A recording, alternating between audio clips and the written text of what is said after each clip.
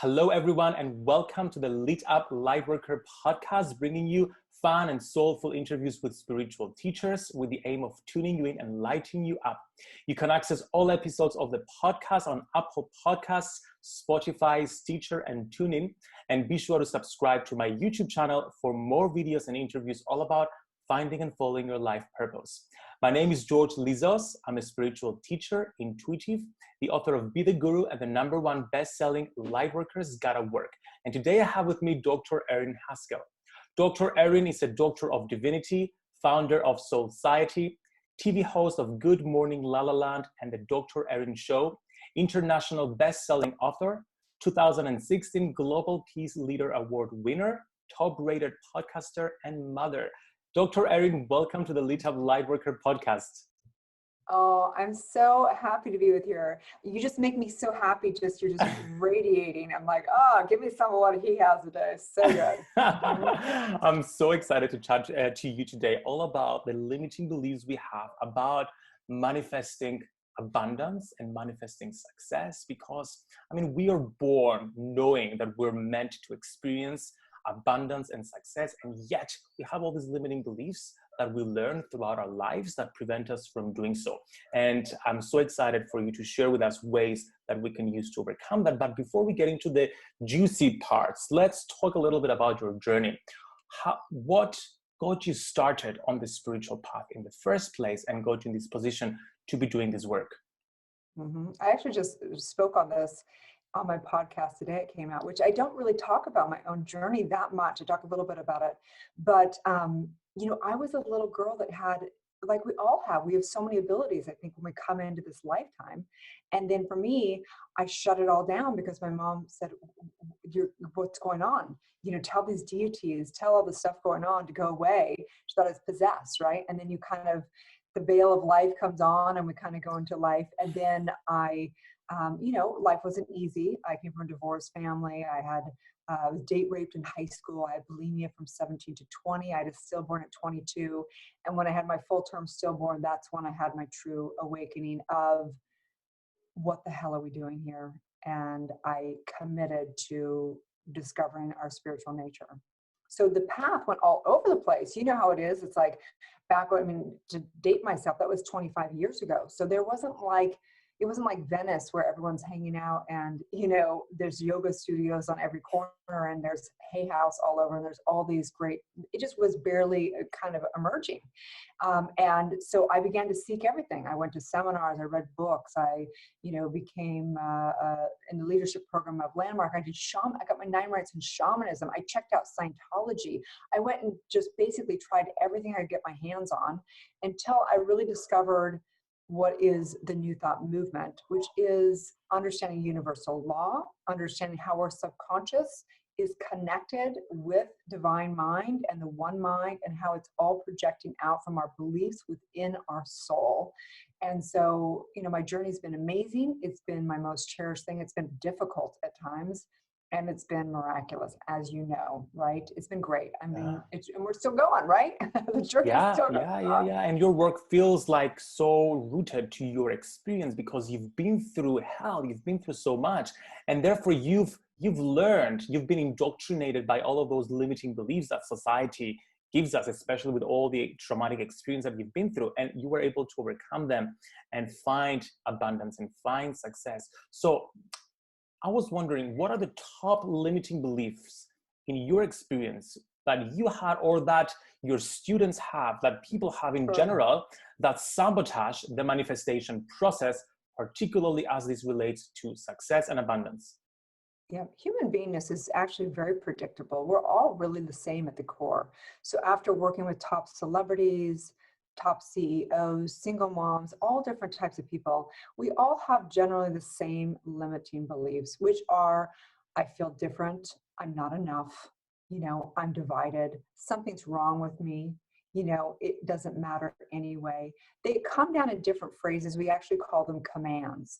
And how the commands are stated are unique for each individual, but the core of what it is always the same. It's divided versus divine. It's really the core of limited beliefs. Anything that is not the I am, anything that's not, all everything you truly are is a limited belief, and it's all about the division of who we are, right? So it's pretty easy to get down to it. Mm-hmm. Which starts early on in our lives when we're told like, this is you and this is the other person. And therefore we create this duality that our world is based on essentially. So why do you think, I'm curious, that we all have the same limiting beliefs? Because we separate ourselves to these different groups and pockets of people. Even within the spiritual community, we have star seeds, we have like light workers and earth angels and all these different groups. But at the same time, globally, different countries, different cultures, different life circumstances. Like I was born in Cyprus and I have the same limiting beliefs as someone who lives in a totally different culture. Why? What is it about humanity? What is it about the way we're brought up that creates those limiting beliefs? Right. Well, I mean, we're born with them. We have epigenetics. Now we are knowing that it comes through our lineage. So we have this thing called DNA. We're not our bodies. We're eternal, immortal, spiritual beings experiencing through these bodies. And so the epigenetics has the memory. And the memory, as we know, even through the Big Bang, science would prove that we're all connected anyway. And so consciousness, as we know, is there's one consciousness, but then there's the fractal of the infinite amounts of different consciousness. So at the core of who you and I are is exactly the same. We are one, we are spirit, we are divine, we are that oneness. And we both have this individual fractal expression through the individualized soul. But so really, if you think about it, we're in a relative universe. So we have this use of universal law, and the same use of energy that creates our oneness, that creates abundance, that creates vitality, that creates all those things, also can create and be inverted into scarcity, making people wrong, thinking we're different, thinking we're divided. It's the same energy, it's the same thing. So of course, there's always going to be, in this realm, war. There's always going to be division. And as soon as we get that and we understand that and really begin to experience what the miracle is, if we're already divine, if we're already God, if you will, we're having this limited experience of pretending that we're not. And so enjoy it while it lasts. You know, it's a little bleep in the radar of our experience, our eternal experience. So what I'm hearing is, to some degree, we are born this way. We're born to have those limiting beliefs for a purpose, for the purpose of overcoming them, and therefore doing what? Well, if you think about the purpose, okay, so this is my opinion, because I don't want to say that this is the way it is, okay, because we know that people are like, that's not my truth, right? But so I like to think of it like, if I'm already divine, if you're already divine, and you're already omnipotent, and you're already everything, how do you experience more of yourself? The only way to experience more of yourself is to have an inverted experience of yourself. So it's not that I'm here to overcome those things. I'm always divine. I'm always I'm always omnipotent.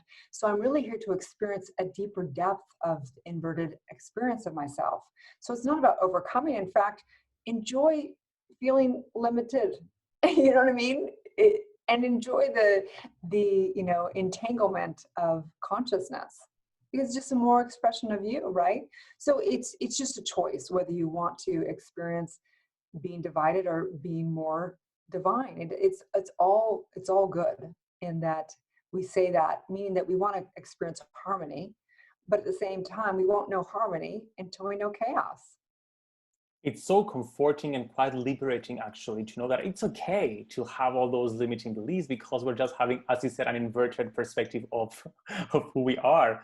I'm curious though, like now this is the 5D, 6D, 12D perspective, which of course, when we reach it and when we feel it, like all the limiting beliefs disappear. But let's go back to the 3D perspective, because— But that is a good point you bring up. Yeah. Because I think that one of the pitfalls that I see and I experience myself, and why I'm so adamant about doing the actual trauma work that affects the DNA and the epigenetics, is because oftentimes people will go out of body. They have this big enlightenment and they can go to those ethereal realms and the different dimensions, but then they slam back down and they get triggered by their sister or their friend or whatever, right? Their boyfriend or whatever it is. And they're like, how can I be so enlightened, so have all these abilities, be able to channel with the angels, and they get slammed back down into human beingness? So I believe actually our work is to actually work our DNA and clear the charge on our DNA so that we can fully be enlightened and have those moments fully in our body and fully in our human beingness. Amen. So we can anchor that energy and not just have it be these disconnected polar opposites of, okay, this is my spiritual self and this is my human self, and they're not really integrating, essentially. Spiritual bypass, we call it, right? I just posted on Instagram like 5 minutes ago about spiritual bypassing, actually. Exactly. Okay, so from the 3D perspective, from the human perspective, how do we begin to understand our limiting beliefs and to see them? Because we live with them for so long, they become part of who we are, of our self-identity. And we just tell ourselves, because everybody else is around us is the same, we tell ourselves, you know what, everybody's like that. We're meant to have these mediocre lives, so why search for more? And we don't understand we have limiting beliefs. And coming from a small island, I've had to break out of this because people expected me to be an accountant, a doctor, or an engineer. Anything else, you're dumb. So that's what I saw. That was my perception of this is what abundance is. And it was only after I recognized my limiting beliefs and I broke out of this system that I realized, you know what, there's so much more out there. There's so much more of me that needs to be discovered. So how do we begin seeing the limiting beliefs? Sure. So on my journey, I went about 22 years of discovering and going, okay, there's meditation, which I love. You can get really tapped in. It takes a long time to really go through a lot of gates that way. Trauma work for me is kind of the rocket, if you will, I think, to doing the work on your DNA. In that, anytime, obviously, we have programming, you can go ethereal and you can see beyond the veil. But like we said, we've got to deal with what's going on in the DNA. So trauma work's fascinating. And basically, you can know where your trauma work or where your programming is. And programming is different. Programming is just like you accept it, right? Versus trauma is where you get triggered and where right? So we actually want to go through the trauma that will release some of the programming. Because what happens is when we go into trauma, so what happens is you take an incident, say, pull up something. I was raped. My parents got in a big argument in front of me. X, Y, and Z, right? So you go into that incident, and what happens is we know that everything's happening right here and right now consciously. There's no such thing as past or future spiritually. This is just to show us the cause and effect of how we're creating energy upon universal mind in the 3D realm, okay, right? So when we go into a traumatic incident, we pull up that mental picture that's associated with it, and we begin to neutralize. So you want to be able to, as the Vedas say, as it is, as is it. Everything should be neutral.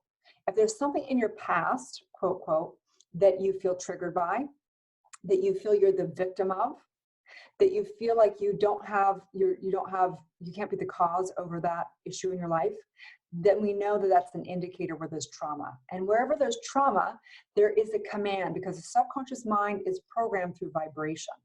So what happens is in a high ecstatic state of trauma, you have high emotion, and then you back it up with a lie. I'll never love again. Life sucks.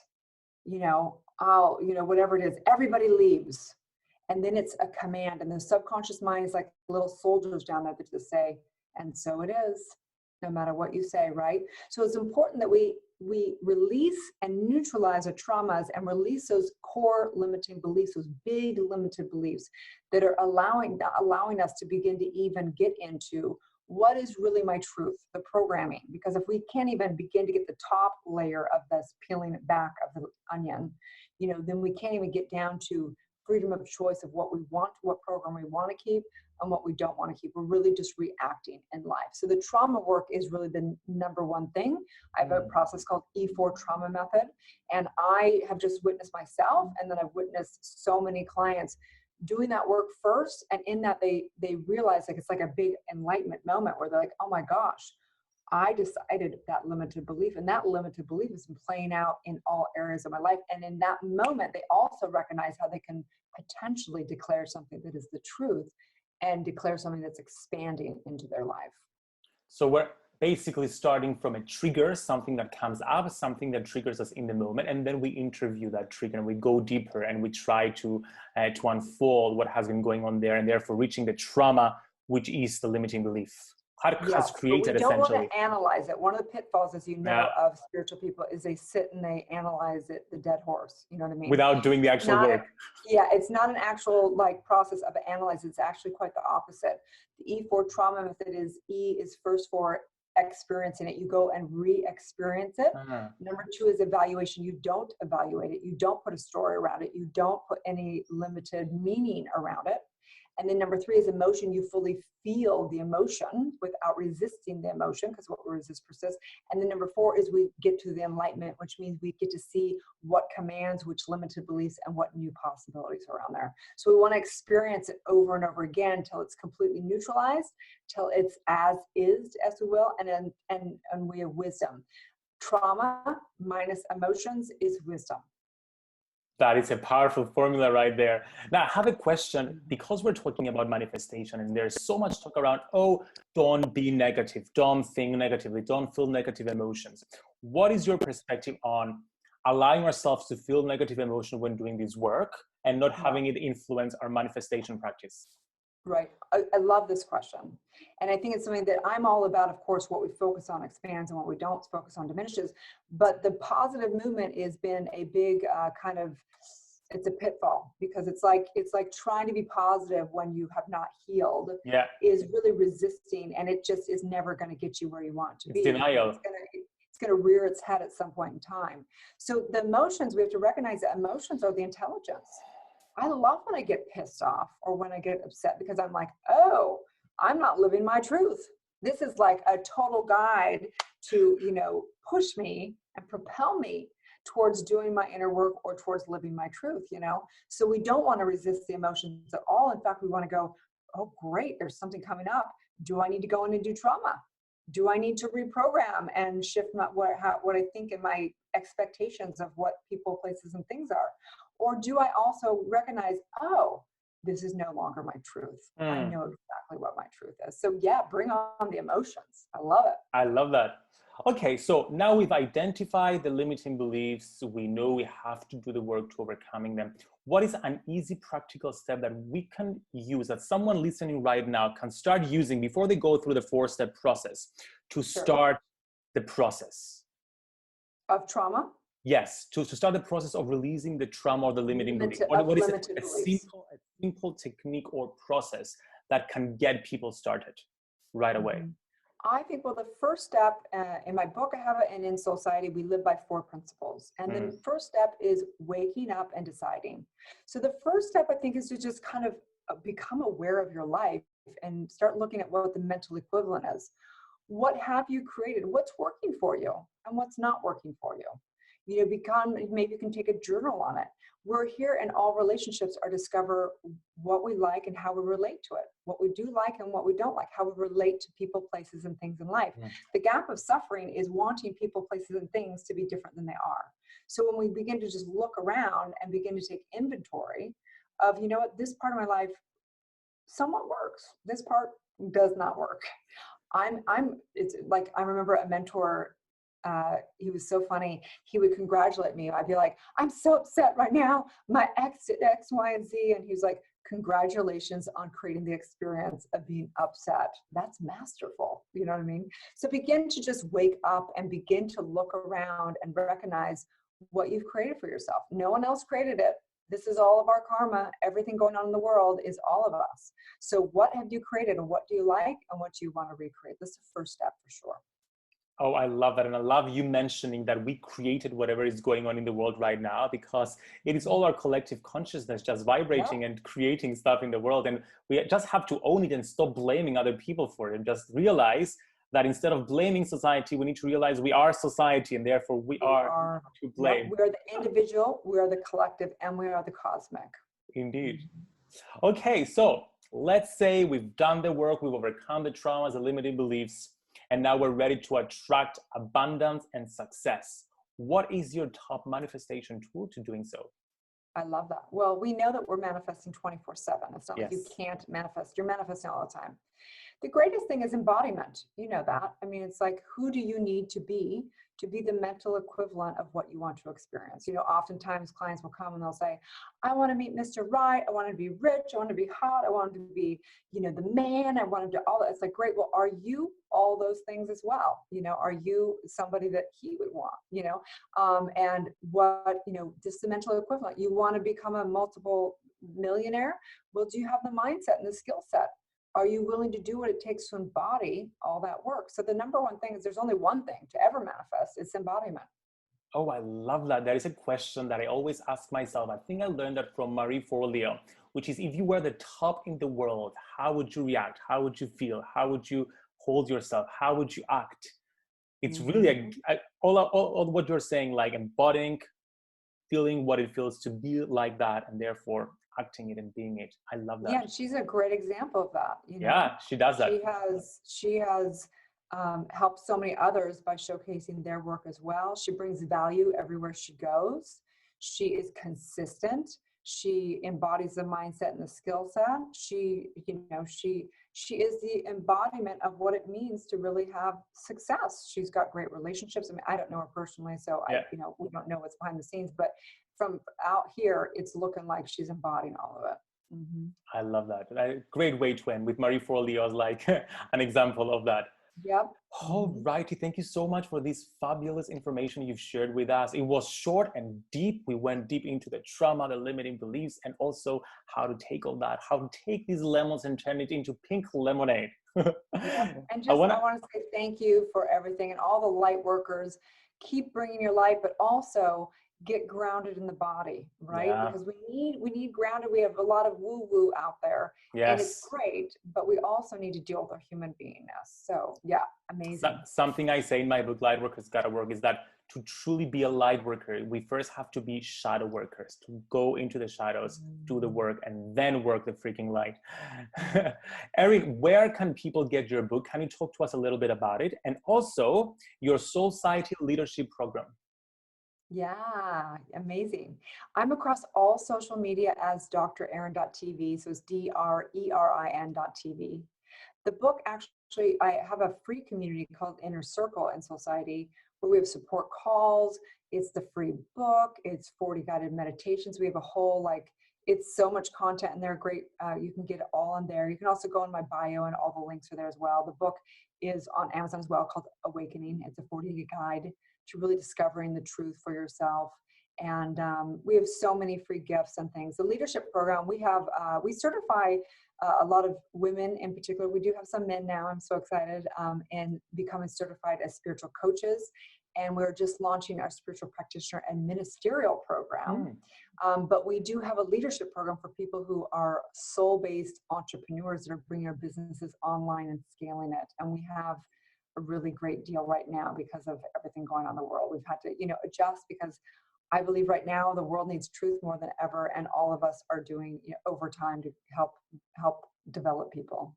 100%, and all the links for that will be in the info below in the comments, so you can check it out.